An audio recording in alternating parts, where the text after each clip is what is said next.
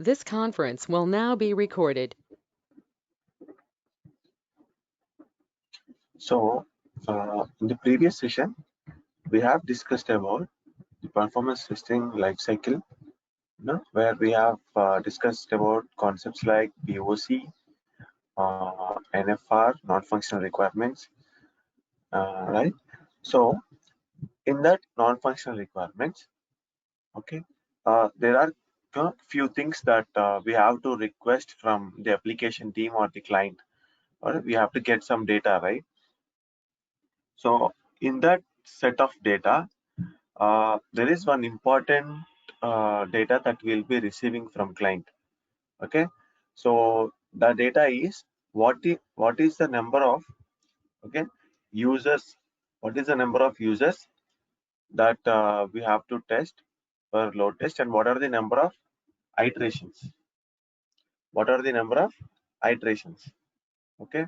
So generally the load test will be performed, okay, generally the load test will be performed for 1 hour. Okay, generally the load test will be performed for 1 hour. Now the client will give some data like just a second, I will use this.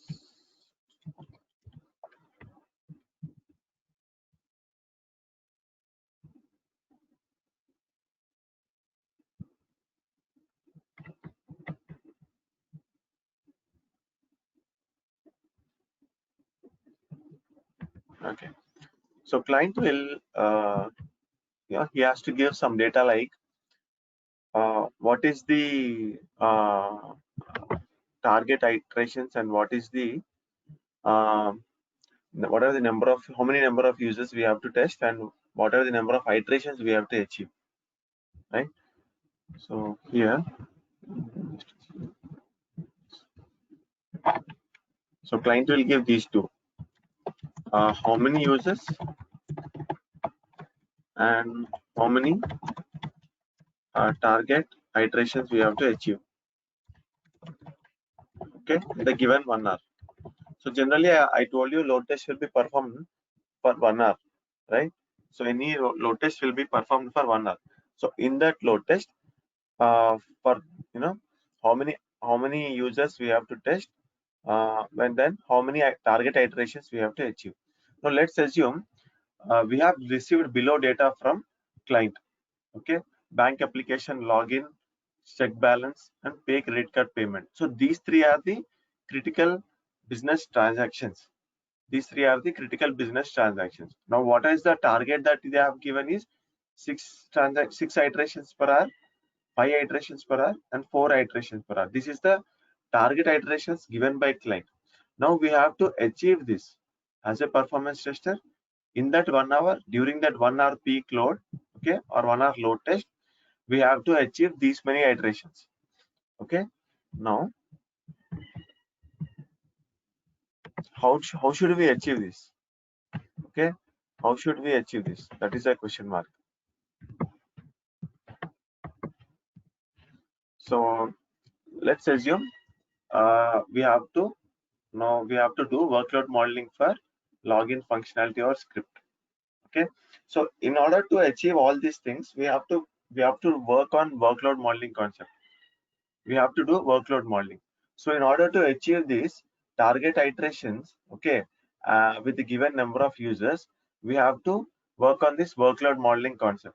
So what is this workload modeling exactly, okay? What is this workload modeling exactly, and how to implement this, okay? So as I told you in our previous session, this workload modeling is considered as the important document which will lead us to understand how to test the application and what to test the application, okay. Generally it contains the business, critical business transactions, and you know uh, we have to calculate something called pacing. Here we have to calculate some important value called pacing out of this workload modeling. We have to calculate some important value called pacing out of this document, okay. So now let's assume that we have to we have to calculate workload. We have to work on this workload modeling concept for login transaction, login scenario. Okay, login scenario. Now, generally, what are the steps that are involved in login transaction? So, if you are, if I ask you to log in, if I ask you to test login functionality, so what would you do generally? You launch the transaction. Okay, you launch the transaction, then you log in, yeah, then you log out. Okay, these three are considered as transactions for me. Launch is one transaction. Okay, for performance tester, login will be one transaction, and logout will be one transaction. Okay, launch will be one transaction, login will be one transaction, and logout will be one transaction. These three are the common steps that any tester would do if we ask them to test for login script, right? If they have to test for login, they have to launch, and once they test the login, they'll log out. Okay, so this is the general scenario: launch, login, and logout. So my question is, so you launch the application first, and then you wait for some time. You wait for some time in sense, at least a fraction of a second or 1 second, to think where to enter your user ID and password. For example, if you log in, if you launch your Gmail, for a fraction of a second, you will think, where is the user ID text box? Where is the user ID and password text box to enter, right? So, and as soon as you see the user ID and password text box on the UI, you go and enter the user ID and password. It will take a fraction of a second for you to think where to enter, and and then go and enter, right? That fraction of a second or 1 second time which you think where to enter the user ID and password is nothing but think time. Okay, if I have highlighted here, if you see, I have given in the blue color, so it is think time. So you launch the transaction. Okay, you launch the login transaction. So here you can observe, this is the launch, and then you think that this is the think time, and then you log in, then there's a think time again, then you log out. Okay, so in general this will happen. So if you're doing manually also, this will happen, because you launch the application, then you think for a fraction of a second or a second, then you know where to enter or where to click, right? Then you go and enter the user ID and password, and you click on that login. Then again the login functionality will happen, and you will be navigated to home page. You will be navigated to your home page once you log in. Then after you log in, again you will think for a fraction of a second or 1 second that, hey, where is the logout option for me? Where is the logout option for me? Then once you find the logout option, then you will directly go and click the logout button, right? So that fraction of a second, that time between, okay, that time between these two transactions is called think time. Okay, the time between two transactions, the wait time or think time, the wait time or think time between two transactions is called think time. Okay, the wait time or think time between two transactions is called think time. Okay, you should remember this. This will be most frequently used concept in performance testing, especially in load runner. Okay, now let's go and work on this particular script. Okay, now let's assume you go and created a script for this login. Let's assume you go and created a script in virtual user generator for this particular functionality, login functionality, and we are assuming that it is taking 10 minutes. For time being, we are assuming that this script would take 10 minutes for execution. For time being, we are assuming that this script would take 10 minutes for execution. Okay, now let's go back.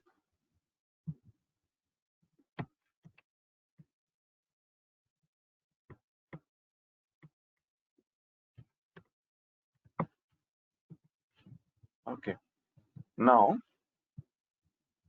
if you observe carefully, what is the client requirement? What is the client requirement? Client requirement is I should achieve login functionality. Okay, and what is the target? 6 login iterations per hour. Okay, 6 login iterations per hour. This is the client requirement for me.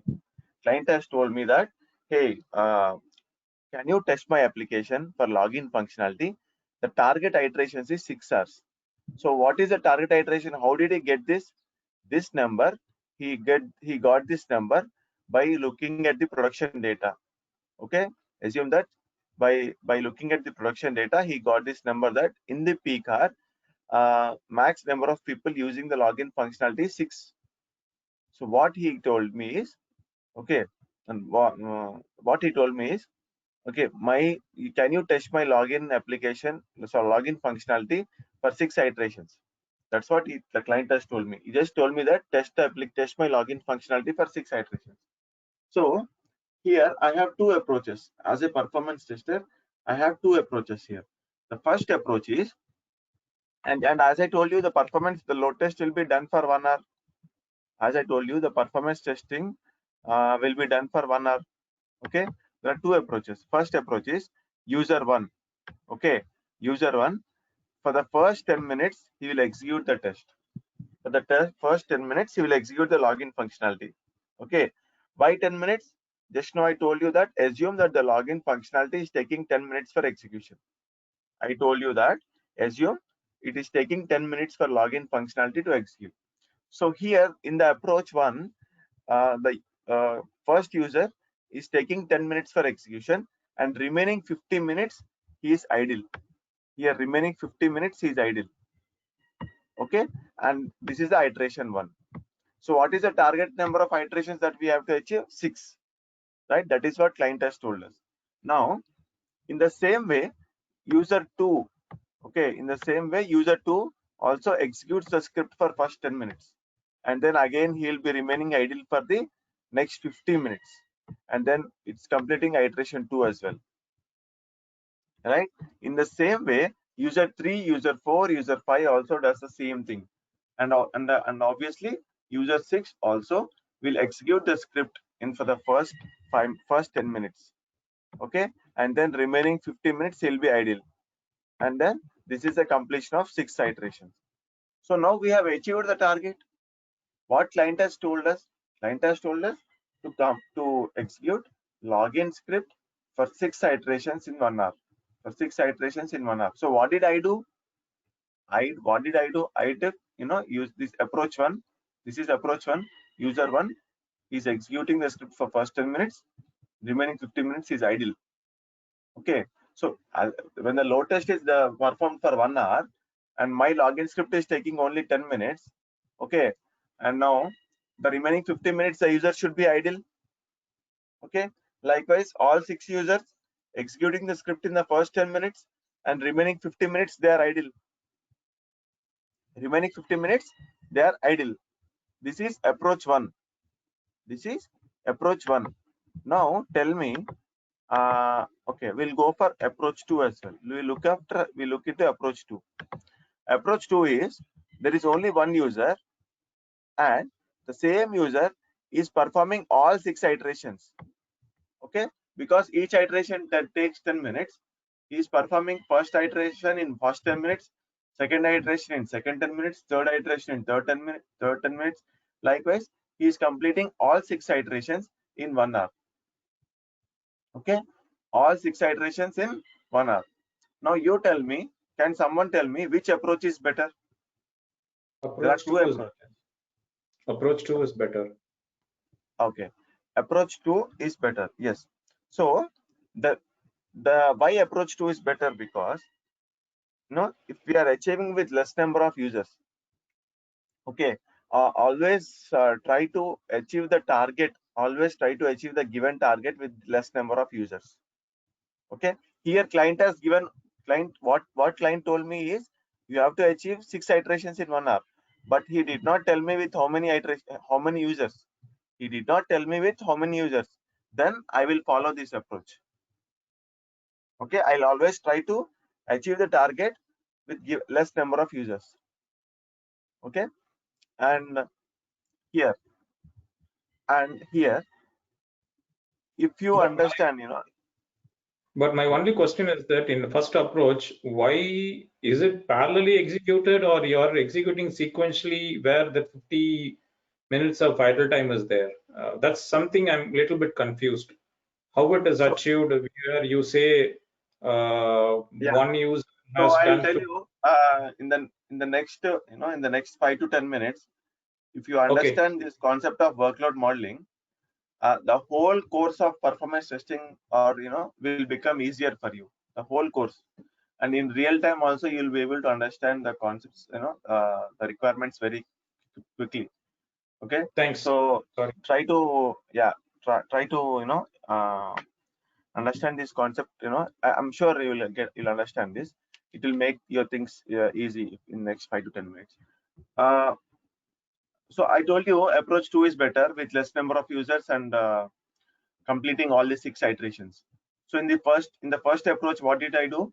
I took 6 users. I took 6 different users, and each user is performing one iteration, and remaining 15 minutes he was idle.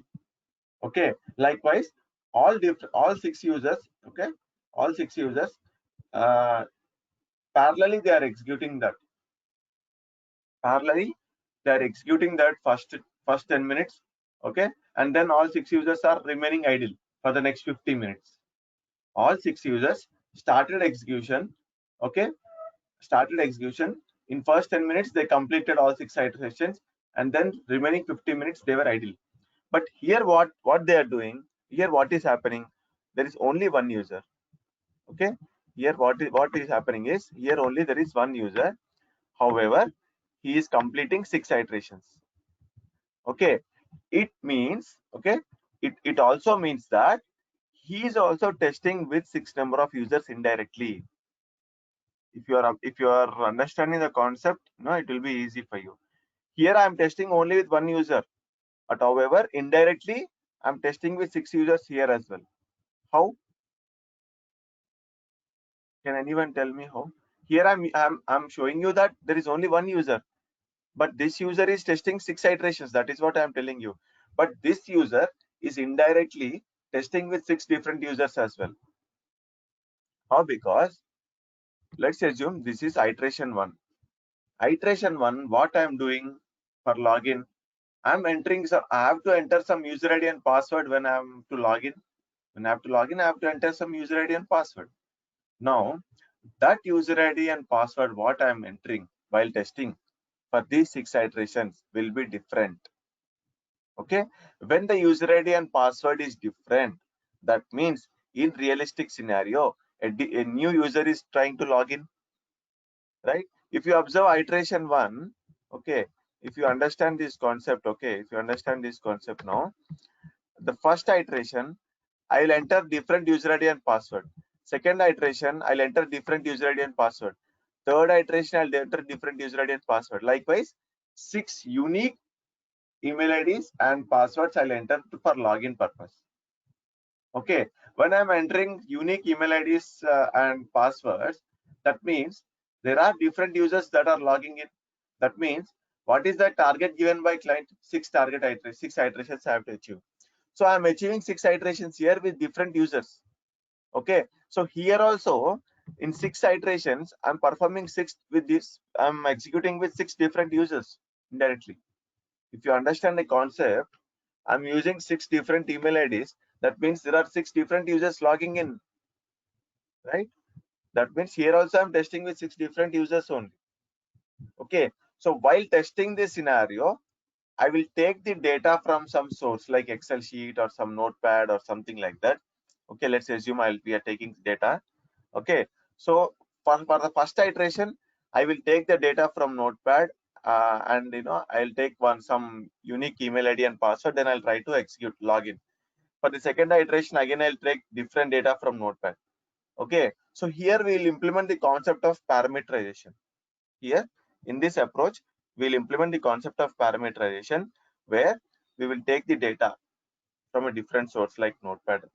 And the basic thing you have to understand is, here also we are testing with 6 different users only. Indirectly we are testing 6 different users only. Okay, how many of you understood this?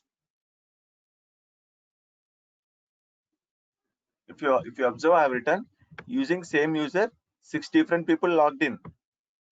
Only one user is there, but 6 different people logged in. How 6 different people logged in? There are 6 different email IDs I'm using for login, right? It indirectly means that 6 different people or users logged in. Okay, so in general, if you are accessing Gmail, I'm sure you people might have 2 to 3 Gmail IDs. Okay, I'm sure you people have 2 to 3 email IDs with you. Okay, one is personal, one is business or something. So each time you log in, okay, you alone are having 3 email IDs. You alone are having 3 email IDs. But when you enter with each user ID and password, what Gmail will think? Okay, each time you enter a different email ID and login, Gmail will think that 3 different people are accessing my Gmail application, right? But in realistic scenario, you alone are having 3 Gmail IDs with you, and whenever you want, you are accessing those Gmail IDs. You, as per your requirement, you are logging in. Okay, but for Gmail application, it is 3 different users altogether. For Gmail application, it is 3 different users altogether. But for you, you are alone. You are trying to access Gmail ID with 3 different accounts. You are having 3 accounts, but Gmail is thinking that 3 different people are accessing, right? So that is how it works. So here also, only one user is trying to complete the target of 6 iterations in the given 60 minutes. For how many hours we'll do the load test? Load test is done for 1 hour.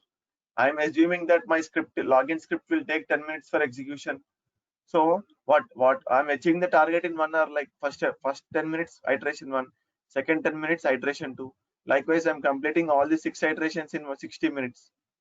Okay, so for this, with the same user, I'm accessing different accounts. That means same user, 6 different people logged in. It indirectly means 6 different users logged in. I'm sure this is easy for you now. Hope you guys understood how Yes. it works in reality, right? Yes. Because if you understand this concept, you will understand the whole concept of whole course, or the whole concept of performance testing will become easier. Okay, ignore that scripting part, but in reality, if the client gives you some number, and if the client gives you some number to test, okay, if the client gives you some target iterations, it will become easy for you to prepare the workload modeling. So without preparing this workload modeling, you can never execute. You can never execute the scripts. Okay. But one question here, we are not doing this concurrently, right? After one thread is closed, then second thread is opening, and it's going on up to 6 times. Yeah. What so, if the user wants, the business people want that they want to do it concurrently? Yeah. So in the first approach, 6 different people, what they are doing is they try to execute parallelly 6 different users, and they try to finish the execution in the first 10 minutes. Okay, and then remaining 50 minutes they were idle. But what here is what happening here is, only one user for the first 10 minutes is executing the script, second 10 minutes, third 10 minutes, fourth 10 minutes. Yes. The client will tell you that my peak load is there during that 1 hour. Client will tell you my the peak load which I observed is for in that during hour is 6 iterations. So my target is to complete that iterations in 1 hour. I have to evenly pace it. I cannot execute everything in first 10 minutes and become idle and sit idle for next 50 minutes. I cannot execute everything in first 10 minutes and sit idle for next 50 minutes. Okay, that is not evenly paced. The load should always be there during that 1 hour. So depending on the requirement, we have to adjust the execution. So what, as a performance tester, our main goal should be, our execution should always be there during that 1 hour. Okay, It should not be like first 20 minutes I'm completing the target and then sitting idle for next 40 minutes. No, that is not at all accepted test. If you do that, and if you tell the application team that I have completed my target iteration of 6 users, 6 iterations in 20 minutes, and I was idle for next 40 minutes, the application team will not accept, and it's not a good practice. And in real time, so what happens? Let's assume that in real time, some of the load was there after 30 minutes also. You completed everything in first 30 minutes, but and you said the application is working fine, and you told that, hey, you will not face any issue. But let's assume in real time, after 30 minutes, some users logged in, and then application is not responding. Then client will come back to you and tell, hey, you told me that application was working fine, but here they are saying they are facing issues. Then you will ask, you'll ask all the details. When did they log in? Okay. Then you will come to know that they logged in 40th minute. Then you will think that, then you will realize that I did not test. I tested everything in first 30 minutes and I was idle. So that you did not test it properly. Your execution was not evenly paced. Okay, so we'll see different scenarios now. We'll see few more examples of this. Okay, and you will definitely understand in a clear way. Okay, so just be with me for next 15-20 minutes. You'll understand it in more clearly for sure. Okay, this is approach 1 and approach 2, and we all are convinced that approach 2 is better, because I want my execution to be evenly paced for 1 hour. That's why I used one user and I completed all 6 iterations with one user. Okay,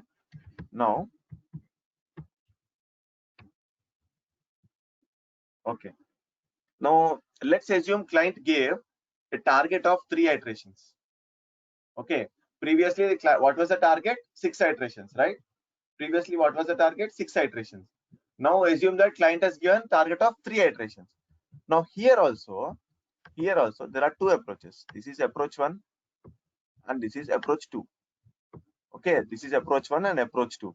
Now let's discuss approach 1 first. In this approach 1, what this user is doing is, he is completing all the 3 iterations in first 30 minutes. User 1, he is completing all 3 iterations 30 minutes, and remaining 30 minutes is idle. Remaining 30 minutes is idle. Okay, first 10 minutes iteration 1, second 10 minutes iteration 2, third 10 minutes iteration 3, and then remaining 30 minutes is idle. Okay, this is approach 1. Now this is approach 2. Okay, this is approach 2. User 1, first 10 minutes he is executing the iteration 1, he is waiting for 10 minutes, and then again he is executing iteration 2, he is waiting for 10 more minutes, again he is executing third iteration for 10 minutes, again there is a wait time of 10 minutes, and then he completed 3 iterations in 1 hour. Now you tell me which approach is better here, approach 1 or approach 2? Second one. Yeah, so here also we have to evenly pace our execution. We have to ensure that our test is continuing for 1 hour.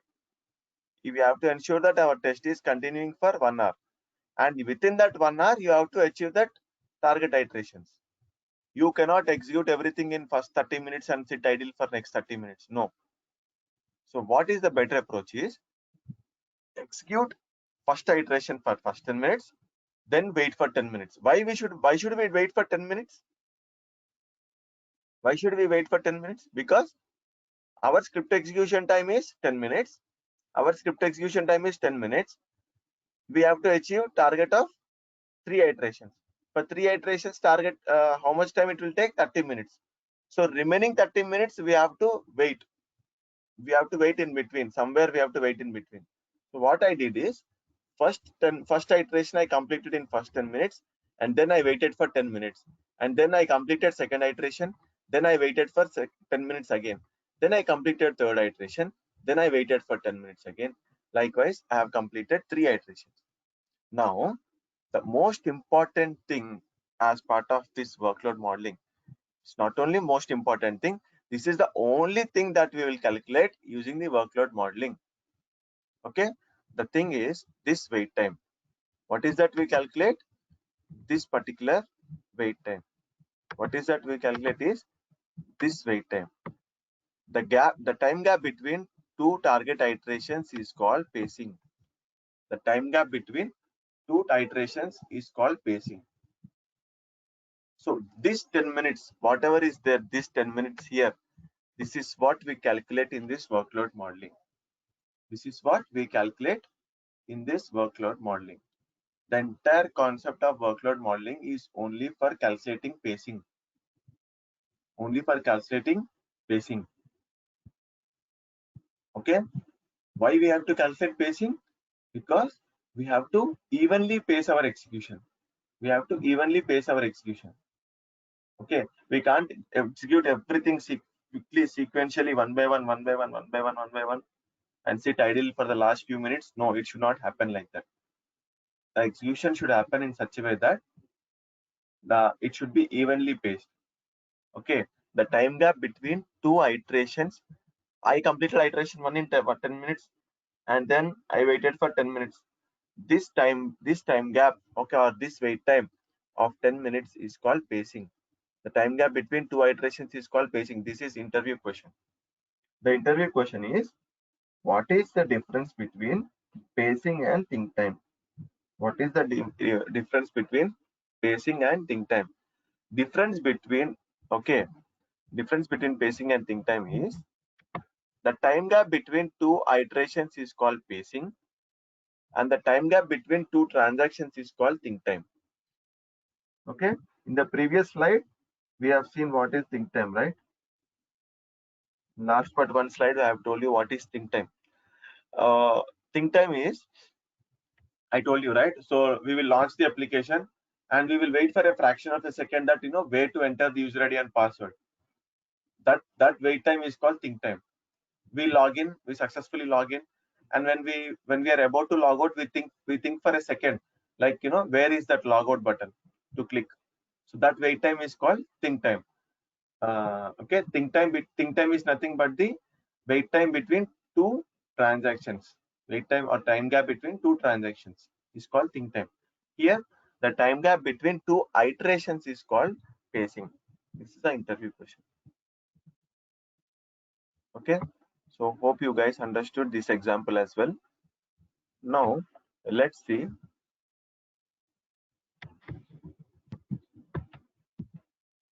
See, if you see here, launch, think time. Okay, just a second.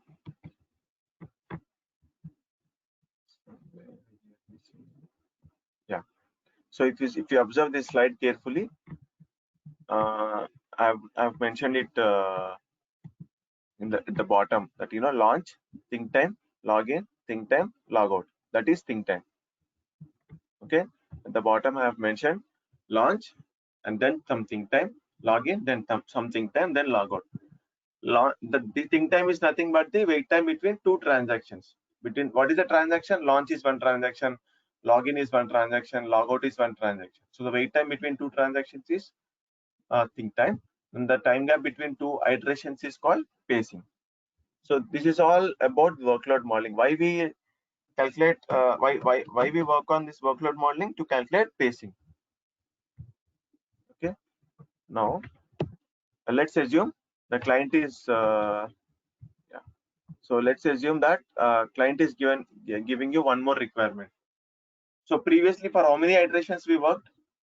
3. Initially we worked on 6 iterations, then we worked on 3 iterations. Now the client requirement is 12 iterations. The client requirement is 12 iterations, and I'm assuming that the script would take 10 minutes for execution.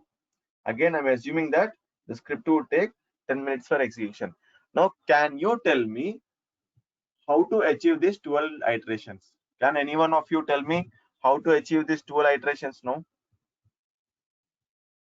Use 2 different users and evenly 6 iterations per user.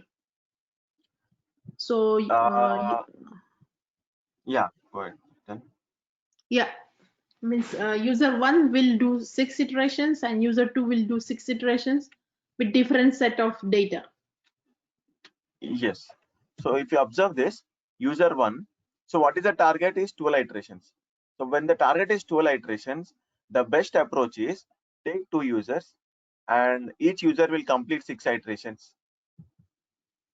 Okay, is this the one? Okay, this is the user 1 and user 2. This is the approach. User 1 will complete 6 iterations and then user 2 will complete 6 iterations. This is how you can do it. Okay, here user 1 and user 2 are called concurrent users. Here user 1 and user 2 are called concurrent users. Okay, and yeah, now let's assume for the same login script the client requirement is 6 iterations. Okay, actually I don't know why this diagram is coming. Just a second. This shouldn't be there. It's okay. So now let's assume that for same login script client requirement is 6 iterations with 2 users. How can we achieve that? Can anyone of you tell me? 6 iterations, 2 users. How to achieve? Same execution time is 10 minutes only. Execution time is 10 minutes only. Ignore this diagram for time being. Don't look into this. So without looking into this diagram, you can assume and tell me. Without looking into this diagram, you assume and tell me how can we achieve this 6 iterations with two users.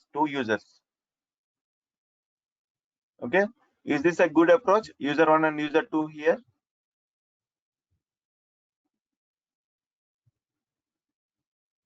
Previously,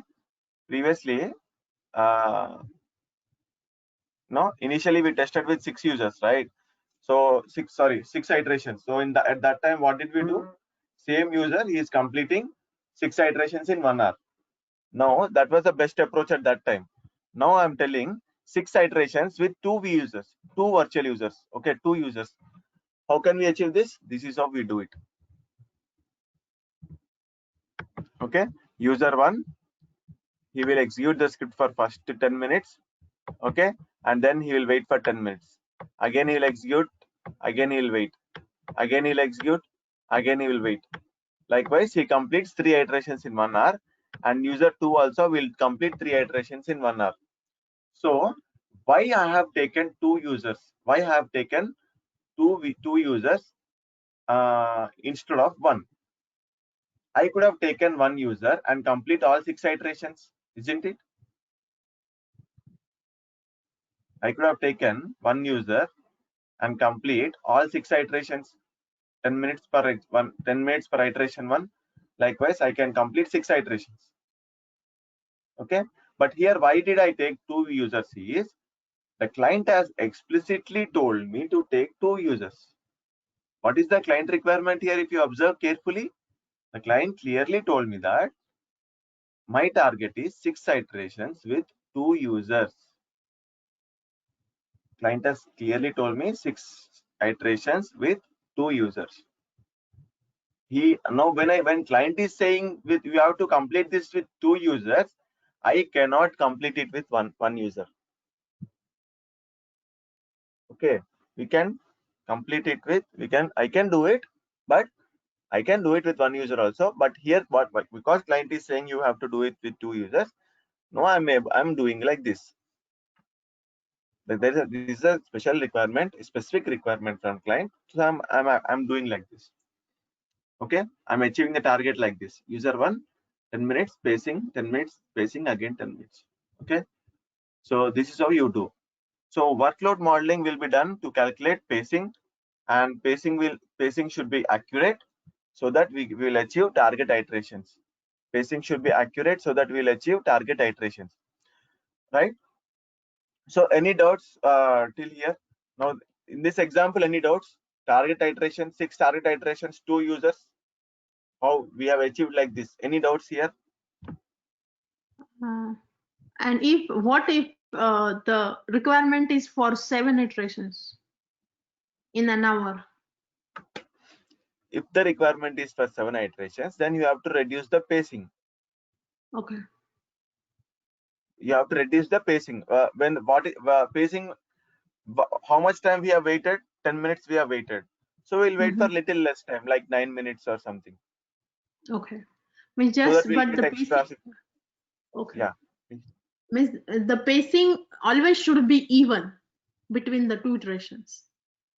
So pacing, see, it depends. So Okay. you cannot say it's even or odd or something. You will understand it more clearly when we calculate pacing for a bigger number. Okay. Okay, so in today why I have taken 6 iterations, 12 iterations, 3 iterations today is to understand the concept of pacing, how to calculate pacing, or to understand the concept of pacing easily. I have taken the examples of 12 iterations, 3 iterations, and 6 iterations. But in reality, in real projects, the target iterations given by client will not be 12, 3, or 6. It will be something like 400, 500, or 1000. Okay, it will be the bigger number like that. It will be the bigger number like that. It will not be 1, 3, 4, 6 or like that. 99% it will not be 3, 4, 6 or something, because if you want to calculate for 3 iterations, then you need not do performance testing. You can do it some other way also. Okay, so there is a bigger number. If you want to calculate the iterations for like 500,000, you have to calculate pacing. Now one more thing here, I told you that script execution time is 10 minutes. That means first iteration I'll complete it 10 minutes, second iteration I can complete in 10 minutes. Okay, and because of that, you internally calculated that I have to wait for 10 minutes between each iteration, right? You internally calculated that, see, 3 iterations I have to complete. User 1 has to complete 3 iterations. So for 3 iterations, how much time? 30 minutes. So in between these 3 iterations, I have to wait for another 30 minutes.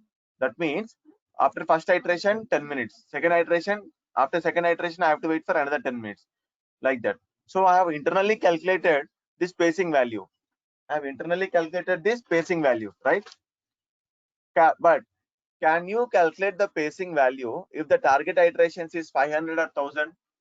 Can you calculate it in the mind, on the fly, like in the mind? Okay, I have to wait for 10 minutes here, like that. Can you calculate it if the number is 500 or 1000? If the target is given for 500 or 1000, you cannot calculate the value of pacing directly. For that purpose, there is a concept of Little's law. There is a concept called Little's law. We have to calculate pacing. How we have to calculate pacing for bigger number? There is a formula. The name of the formula is Little's law, and we will discuss it tomorrow, because it will take one complete session to understand the formula and doing some examples on that, some bigger number. Okay, so for calculating pacing for a bigger target iteration, we cannot calculate it directly. We have to understand the formula, and we have to calculate. We have to think how should we calculate pacing. Okay, so the main idea, the main concept of workload modeling is to calculate pacing. So in real time, they might ask you question: did you ever work on workload modeling? If yes, how? Then if yes, then I ask you how, for what purpose? Then you have to tell, I have worked on workload modeling concept to calculate pacing. Then he might ask you some questions like, what is the input for you for calculate? What is the input for workload modeling, and what is the output? So he'll ask you what is the input and what is the output for the workload modeling concept. Then you have to tell, the input for workload modeling I have received is the number of users and the number of iterations. Number of users and number of target iterations is the input, and the output was the pacing value. The output was the pacing value. Okay, so this is how we have to answer. So any other questions?